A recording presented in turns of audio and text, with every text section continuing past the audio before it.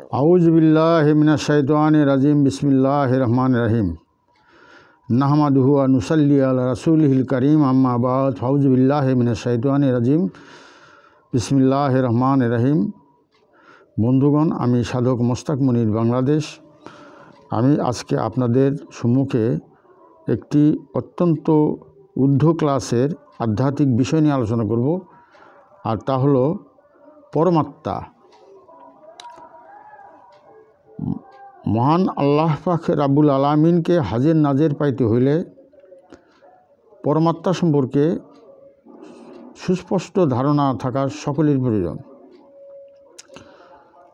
আত্মার বিভিন্ন বিভাজন রয়েছে, যেমন নফসে আম্মারা অর্থাৎ জীবাত্মা, নফসে লাওয়ামা বিবেকাত্মা, নফসে মুতমাইন্না পরমাত্মা, নফসে মুলহামা এলহামপ্রাপ্ত আত্মা। কিন্তু আমাদের আজকের আলোচ্য বিষয় হলো পরমাত্মা। তো পরমাত্মা সম্পর্কে আলোচনা করতে গিয়ে আমাদেরকে প্রথমেই যে পরমাত্মা অবিনশ্বর কাঞ্চন বরণ দেখতে বাহার, শীতলা বিষ করে আহার, জন্ম মৃত্যুর নাই বালাই।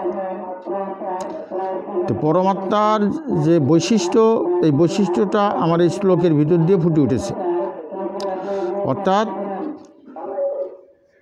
পরমাত্মা অবিনশ্বর, অর্থাৎ পরমাত্মার কোনো বিনাশ নাই, ধ্বংস নাই, লয় নাই, ক্ষয় নাই, মৃত্যু নাই। অনন্ত অসীম চিরঞ্জীব হাইয়ুন আল কাইয়ুম। কাঞ্চন বরণ দেখতে বাহার, তার রূপের ছটা বর্ণনা করতে গেলে কাঁচা সোনার সাথে তুলনা করতে হয়। শীতলা বিষ করে আহার, অর্থাৎ জগতের সকল বিষ তিনি সৃষ্টি করেছেন, ওই বিষ তিনি একমাত্র হজম করতে পারেন। অর্থাৎ সকল কিছুর ঊর্ধ্বে, আগুন, পানি, বাতাস, মাটি, নূর, বিষ, যাই কিছু বলেন না কেন, সমস্ত কিছুর ঊর্ধ্বে হলো এই পরমাত্মা। তিনি পরমাত্মা থেকে নেমে এসেছেন নফসে মুলহামাতে, মুলহামের থেকে নেমে এসেছেন সেই নফসে লাওয়ামাতে অর্থাৎ বিবেকাত্মায়, আর এই বিবেকাত্মা থেকে নেমে এসেছেন নফসে আম্মারা অর্থাৎ জীবাত্মাতে নেমে এসেছেন। জীবাত্মাতে আসার পরে সেই পরমাত্মার থেকে ধাপে ধাপে স্তরে স্তরে শিকলের ন্যায় সেই পরমাত্মা থেকে সে এলহামপ্রাপ্ত আত্মা, এর পরবর্তীতে হলো বিবেকাত্মা, তার নিচের স্তর হলো জীবাত্মা। এই জীবাত্মার স্তরে আসার পরে সে পরমাত্মাকে ভুলে যায়, বলে নাউজুবিল্লাহ। এবং এই জীবাত্মার মধ্যে সকল প্রকার জীবের ওয়াসওয়াসা থাকে, শয়তানের সকল প্রকার ওয়াসওয়াসা থাকে, এবং সকল প্রকার সমস্ত কুরিপুগুলা এখানে থাকে, এবং ভালো মন্দ মিশালে থাকে, কিন্তু কুপ্রিলিপু হলো এখানে অত্যন্ত প্রভাবশালী। সুতরাংকে আল্লাহ পাক রাব্বুল আলামিন তোমরা পশু কুরবানি করো, অর্থাৎ জীবাত্মাকে কুরবানি করে দাও। তো আমরা পশু কুরবানি, কিন্তু আমাদের ভিতরে যে পশু আছে সে পশুকে তো আমরা কুরবানি দিই না। আমাদের ভিতরে যে পশু আছে সে পশু কিছুই বুঝে না, ভালো মন্দ কিছুই বুঝে না। পশু যেমন আপন পর বুঝে না, জীবাত্মা আপন পর বুঝে না। সে তো কী বুঝে? শুধু ভোগ বুঝে, ভোগ বিলাস। সে নিজের নাম অন্য লোকের নাকি কোনো আইন কারণ বিধিবিধান সে মানে না। সে যে কোনোভাবে হোক সে তার ভোগ বিলাস চরিতার্থ করতে হবে। সেটা সে হোক নিজের স্ত্রী হোক, সে পরের স্ত্রী হোক, অন্য নারী হোক, ভিন্ন নারী হোক, তাকে ভোগ করতে হবে। সম্পদ যেভাবে হোক উপার্জন করতে হবে এবং ভোগ করতে হবে। চুরি করে হোক, রাহাজানি করে হোক, সন্ত্রাসী করে হোক, লুণ্ঠন করে হোক, সেটা জনগণের সম্পত্তি হোক, সেটা সেই রাষ্ট্রীয় সম্পত্তি হোক, কার সম্পত্তি সেটা তার কোনো বিচার নাই। সে চুরি করে হলেও, ডাকাতি করে হলেও, সন্ত্রাসী করে হলেও, রাহাজানি করে হলেও তাকে ভোগ করতে হবে। তার ভোগ বিলাসের তাকে পরিপূর্ণ করতে হবে। এজন্য তার ভিতরে কোনো বিচার নাই, আপন পর কোনো ভেদাভেদ নাই। তাকে কি করতে হবে? তার নফসকে পরিপূর্ণ করতে হবে, নফসের চাহিদাকে পরিপূর্ণ করতে হবে, তাকে ভোগ বিলাসে থাকতে হবে এবং সে যে কোনোভাবেই হোক না কেন, সে কাউকে চেনে না, সে জগতে কাউকে, সে শুধু চেনে নিজের নফসকে কীভাবে সেই নফসের চাহিদাকে পূরণ করবে, এইটাই তার নেশা। এটা সম্পূর্ণরূপে জীবাত্মা সম্পূর্ণরূপে শয়তানের দ্বারা তাড়িত হয়। সুতরাং এখানে আল্লাহ পাক রব্বুল আলামিন বলছেন যে তোমরা পশু কুরবানি দাও, হালাল পশু কুরবানি দাও, এবং কুরবানির কোনো মাংস এবং রক্ত আমার দরবারে পৌঁছে না, শুধু পৌঁছে তোমাদের ঈমানটুকু। সুতরাং এখানে পশু কুরবানি করার কথা বলা হয়েছে, কিন্তু সেই পশু আমাদের মধ্যেও যে আছে, এর আমরা তো পশু স্তরে যখন আমরা থাকি, আমরা মানুষের অবয়বে মানুষ, চেহারায় মানুষ, কিন্তু আমাদের ভিতরে যে পশুত্ব রয়েছে, এই পশুত্ব যে পর্যন্ত কুরবানি না দিতে পারবো সে পর্যন্ত আমরা এর ঊর্ধ্বস্তর লাভ করতে পারবো না। তাহলে এই পশু স্তরের মধ্যে কী কী আছে? পশু স্তরের মধ্যে আছে লোভ, লালসা, হিংসা, বিদ্বেষ, পরশ্রীকাতরতা, জিঘাংসা, কাম, ক্রোধ, লোভ, মোহ, মাৎসর্য, এই সমস্তগুলো রয়েছে।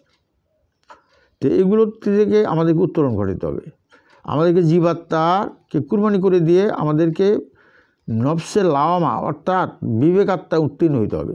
আর বিবেকাত্মার স্বভাব হলো ভালো মন্দ বিচারকারী আত্মা, অর্থাৎ ভালোকে গ্রহণ করবে, মন্দকে পরিত্যাগ করতে হবে, ভালোকে গ্রহণ করতে হবে, মন্দকে পরিত্যাগ করতে হবে, ন্যায়কে গ্রহণ করতে হবে, অন্যায়কে পরিত্যাগ করতে হবে, সুবিচারকে প্রতিষ্ঠা করতে হবে, অবিচারকে ত্যাগ করতে হবে, সত্যকে গ্রহণ করতে হবে, মিথ্যাকে পরিত্যাগ করতে হবে, আল্লাহকে গ্রহণ করতে হবে, শয়তানকে পরিত্যাগ করতে হবে। এই বিচার জ্ঞানটা হলো নফসে লাওয়ামা, যার সাথে নবীর সাথে কানেকশন। অর্থাৎ প্রতিটি মানুষের ঘটে ঘটে যেমন জীবাত্মা আছে, তেমনি প্রতিটি মানুষের ঘটে ঘটে তেমনি নফসে লাওয়ামা বা বিবেকাত্মা রয়েছে, এবং এই বিবেকই জেন্দা নবী প্রতিটি মানুষের ঘটে ঘটে বিরাজমান মুর্শিদ রূপে। সুতরাং আপনি যদি আপনার বিবেকের ফয়সালা মেনে নেন এবং বিবেকের ফয়সালা অনুযায়ী যদি চলেন, তাহলে আপনাকে কেউ ধ্বংস করতে পারবে না, আর তাহলে আপনি ধর্মের ভিতরে আছেন। যদি আপনি যারা বিবেক দ্বারা তাড়িত হন, বিবেকের উপর নির্ভরশীল থাকতে পারেন, তাহলে আপনি হক পথে আছেন, অর্থাৎ ন্যায়ের পথে আছেন।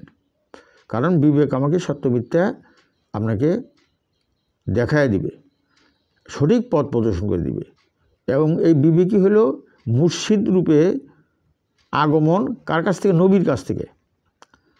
কাজে নবী, জেন্তা নবী বিবেক গুরুরূপে প্রতিটি মানুষের ঘটে ঘটে বিরাজমান।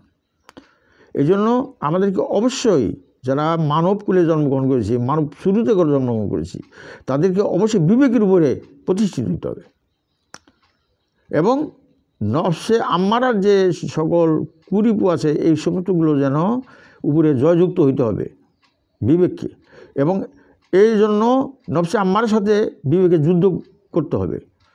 কিন্তু এই যুদ্ধ যদি কেউ করে, সেই নফসে আম্মারার, সে একে বলা হয়, নফসে আম্মারের সাথে যুদ্ধ করাকে বলা হয় জেহাদে কোবরা, অর্থাৎ বড় জেহাদ, আর ধর্মযুদ্ধকে বলা হয় ছোট জেহাদ।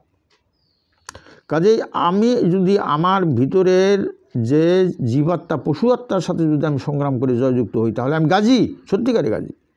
আর যদি পরাজিত হই, তাহলে আমরা অধঃপতিত হয়ে গেলাম। সুতরাং যে কোনোভাবে হোক আমাদের সেই জীবাত্মার ওয়াসা থেকে উত্তরণ ঘটিয়ে আমাদের পরমাত্মা যেতে হবে। আর জীবাত্মা আল্লাহকে চেনেন না, কারণ তিনি অন্ধ। কাজেই তিনি বিচ্ছিন্ন হয়ে গেছেন, অর্থাৎ আল্লাহর পরম সত্তা থেকে তিনি বিচ্ছিন্ন হয়ে গেছেন। এই জন্য মহান আল্লাহ পাক রব্বুল আলামিন বলছেন যে দূর হ শয়তান, অর্থাৎ আমার সঙ্গ থেকে তুই দূরে চলে যা, অর্থাৎ আমার সান্নিধ্য থেকে দূরে চলে যা, তুই অভিশপ্ত শয়তান। কাজে এখানে জীবাত্মার সাথে সম্পর্ক হলো শয়তানের সাথে, আল্লাহর সাথে কোনো সম্পর্ক নাই। এই জন্য আমাদেরকে জীবাত্মা থেকে উত্তরণ ঘটিয়ে আমাদেরকে নফসে লাওয়ামা বিবেকাত্মা উত্তীর্ণ হইতে হবে। আর যখন আমরা বিবেককে প্রতিষ্ঠিত করতে পারলাম, তখন আমরা ধর্মকে প্রতিষ্ঠিত করতে পারলাম, বলে সুবহানাল্লাহ। আর আমরা যখন ধর্মকে প্রতিষ্ঠিত করতে পারলাম, তখন অবশ্যই আমরা পরমাত্মাকে লাভ করতে পারলাম, বলে সুবহানাল্লাহ। আর যখন আমরা পরমাত্মাকে লাভ করতে পারলাম, তখন আমরা জান্নাতি জীবনের অধিকারী হয়ে গেলাম, বলে সুবহানাল্লাহ। এটা কীভাবে সম্ভব? এটা অবশ্যই নফসে আমার সাথে যুদ্ধ করতে হবে, জিহাদ করতে হবে, এবং কি পুণ্যি কাজ করতে হবে, ভালো কাজ করতে হবে, ইবাদতবন্দি করতে হবে, উপাসনা করতে হবে, মোরাকাবা মুশাহাদা করতে হবে, তাহাজ্জুদ নামাজ পড়তে হবে, তারপরে শরীয়ত যা কিছু আছে আমাদের আরবিতে এগুলোর সাধন ভজন আমাদের করতে হবে এবং নীতি নৈতিকতা আমাদেরকে মেনে চলতে হবে এবং আমাদেরকে কী করতে হবে, কঠোর কিচ্ছু সাধন করতে হবে, অর্থাৎ সাধনা করতে হবে এবং জীবাত্মা থেকে আমাদেরকে, তাহলেই আমরা সেই বিবেকাত্মা পৌঁছতে পারবো এবং বিবেকাত্মা যখন প্রতিষ্ঠিত হব অর্থাৎ আমরা সর্ব জায়গায়, অর্থাৎ আমরা যেখানে যে অবস্থায় থাকি না কেন প্রত্যেকটা অবস্থাতেই আমরা ন্যায় বিচার, আমরা কোথায় বসা যাবে কোথায় বসা যাবে না, কি খাওয়া যাবে কি খাওয়া যাবে না, কার সাথে কীভাবে কথা বলতে হবে কীভাবে বলা যাবে না, সত্যকে গ্রহণ করতে হবে, মিথ্যাকে পরিত্যাগ করতে হবে, ন্যায়কে গ্রহণ করবে, অন্যায়কে পরিত্যাগ করতে হবে এবং এইভাবে যদি আমরা কল্যাণকে গ্রহণ করতে অকল্যাণকে আমাকে দূরীভূত করতে হবে। এইটা যখন আমরা প্রতিষ্ঠিত হয়ে যাব তখনই আমাদের ভিতরে বিবেককে প্রতিষ্ঠিত হয়ে গেল এবং তখন আমরা বিবেকবান, আমরা মানুষ হয়ে গেলাম এবং আমরা ইনসান হয়ে গেলাম। এবং আমরা যখন ইনসান হয়ে গেলাম, আমরা যখন বিবেকবান হয়ে গেলাম, তখন আমাদের ঊর্ধ্বস্তর, আরও ঊর্ধ্বস্তরে আমাদের পৌঁছতে হবে, আরও কৃষ্ণ সাধনার মাধ্যমে, মৃত্যু কঠিন সাধনার মাধ্যমে আমাদেরকে ধাপে ধাপে সেই কী বলে সেই বিবেকাত্মাকে উত্তরণ ঘটিয়ে যখন আমরা সেই শান্তিপ্রাপ্ত আত্মা অর্থাৎ পরমাত্মায় যখন উত্তীর্ণ হইতে পারবো, তখন আমরা সেই কাঞ্চন বরণ দেখতে বাহার সেই নূরকে আমরা দেখতে পারব। কাঁচা সোনার মতো বর্ণ আমার দেহের ভিতরে আমি তাকে দেখতে পারবো এবং আমার দেহের ভিতরে এক ধরনের প্রশান্তি নিয়ে আসবে, আমার দেহের ভিতরে এক ধরনের শান্তি নিয়ে আসবে। এই পৃথিবীর জীবদ্দশাতেই আমরা নগদ জান্নাত লাভ করব। যখন আমরা পরমাত্মাকে লাভ করব তখন আমরা এই পৃথিবীতে আমরা পরম শান্তি লাভ করব। আপনার দেহের ভিতরে যখন আপনি সেই কাঁচা সোনার মতো যখন সেই আপনি নূরকে দর্শন করতে পারবেন, তখন এইটাই হলো পরমাত্মাকে আপনি দর্শন করলেন এবং তখন আপনি শান্ত হয়ে গেলেন, আপনি শান্তিময় জীবন লাভ করলেন এবং কোনো অশান্তি আপনাকে স্পর্শ করতে পারবে না, কোনো দুঃখ কষ্ট আপনাকে স্পর্শ করতে পারবে না এবং কোনো পেরেশানি আপনাকে স্পর্শ করতে পারবে না। আপনার জীবনের সমস্ত দায়ভার সেই পরমাত্মা গ্রহণ করবেন। এবং এই পরমাত্মা সম্পর্কিত আমি আরেকটি তথ্য জানি, আপনি যখন পরমাত্মা হাসিল করলেন, আপনার দেহের ভিতরে যখন পরমাত্মা হাসিল করলেন, তখন আপনি বিন্দু নূর হাসিল করলেন, পরমাত্মার বিন্দু নূরকে হাসিল করলেন। কিন্তু বাহিরে ওই পরমাত্মায় বিশ্ব ব্রহ্মাণ্ড জুড়ে অবস্থান করেছে, যাকে খোদ নূর বলা হয়, আহাদে নূর বলা হয়, বলে সুবহানাল্লাহ। এই বিন্দু পরমাত্মা, এই খোদ বিন্দু নূর, সে কী করবে, বাহিরের মহাসিন্ধু পরম নূরকে আকর্ষণ করবে, যার জন্য সে ছোট হয়েও বিশাল হয়ে যাবে, ক্ষুদ্র হয়েও অনন্ত বিশ্ব ব্রহ্মাণ্ডের সাথে তার একটা যোগসূত্র স্থাপন হয়ে যাবে, তার কোনো শক্তির শেষ হবে না। এবং এই পরম শক্তি বলে সে অলৌকিক শক্তি সে লাভ করবে আল্লাহর পক্ষ থেকে এবং অসম্ভবকে সে সম্ভব করতে পারবে। অদৃশ্য জগতের সংবাদ সে জানতে থাকবে। মৃত্যুর পরবর্তী যে সমস্ত রুহ তাদের সাথে তার পরিচিত হবে, ফেরেশতাগণের সাথে তার দেখা সাক্ষাৎ পরিচিত হবে, অদৃশ্য জগতে অজানা জগতে যা কিছু আছে রহস্য সেগুলো সে জানতে পারবে এবং এই পৃথিবীতে সে এক ধরনের নগদ জান্নাত সে লাভ করবে এবং শান্তি সে লাভ করবে এবং এই শান্তি নিয়েই সে এই জগৎ থেকে বিদায় গ্রহণ করবে, বলেন সুবহানাল্লাহ। এবং আল্লাহ পাক রব্বুল আলামিন বলছেন, হে শান্তিপ্রাপ্ত আত্মা, তুমি আমার কাছে এমনভাবে, আমি তোমার প্রতি সন্তুষ্ট হয়েছি, তুমিও আমার প্রতি সন্তুষ্ট হয়েছো, তুমি এমনভাবে আমার কাছে চলে আসো এবং আমার কাছে চলে আসো এবং তুমি আমার পবিত্র বান্দাগণে অন্তর্ভুক্ত হয়ে যাও এবং পবিত্র জান্নাতে প্রবেশ করো, বলেন সুবহানাল্লাহ। ইহাই হলো পরমাত্মার ভেদ বা রহস্য, যে সম্পর্কে আমি আলোচনা করলাম।